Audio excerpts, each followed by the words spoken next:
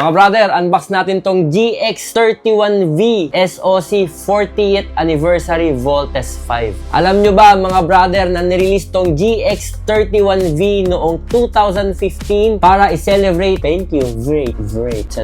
para i-celebrate ang 40th anniversary ni Voltes 5. Itong GX31V mga brother ay enhanced version ng GX31 na Voltes 5 na nirelease noong 2006 sa Japan. Nakapag-unbox na rin tayo dati ng GX31 mga brother. Ang bilis makuha agad-agad. Kaya kung mapapansin nyo mga brother, mas matingkad ang kulay ng GX31V compare sa GX31. Ako napansin ko mas mapula, mas matingkad yung kulay niya, mas blue, mas grabe yung detalye nito compare nga doon sa GX31. Sabi nila mga brother, ito raw ang pinakamagandang version ng GX31 na Voltes 5 sa ganitong scale. Kaya ito rin daw ang pinakamahal, yung 40th anniversary. Ilang version na ba meron? GX31, yung pinakauna, 2006. GX31V, nirelease noong 2015. At meron tayong GX31 na 50th anniversary. Yun yung Chrome version na nirelease noong 2024. Tapos, next year, 2026, meron nang i-release Voltes 5 Legacy. Yun yung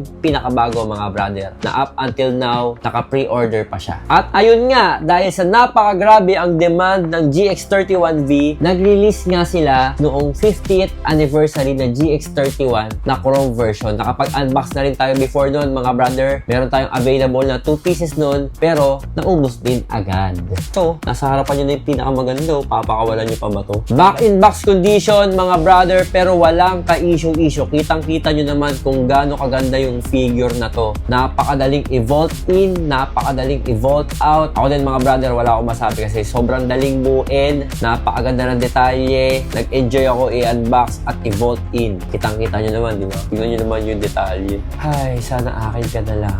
Complete accessories mga brother, walang kulang. 4 sets of alternative hands. Isang set ng closed fist mga brother. Isang set ng kamay para makahawak ng mga weapon. Tsaka isang set na parang normal na kamay. Hindi ko lang tawag eh. Edi yun na lang. Complete set of weapon mga brother. Kung ano yung nakikita nyo at napanood nyo sa anime, ganun din sa GX31V. Kompletong-kompleto. Hindi ko nakabisado lahat pero mayroong laser sword, chain knuckles, ultra magnetic top, at saka yung mga cannon niya. Kompleto lahat mga brother, as in kompleto. Ang kinagandahan dito mga brother, pwede nyo i-display yung mismong figure kasama ng lahat ng accessories. Bakit? Kasi meron siyang accessory rack.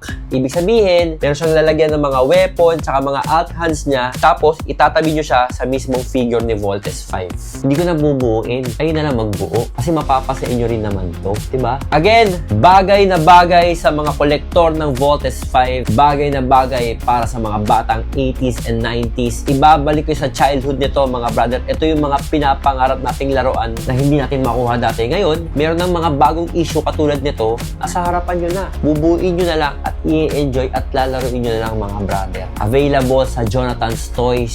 Kaya ano pang ginagawa mo? DM mo na si Punks. Yun lang.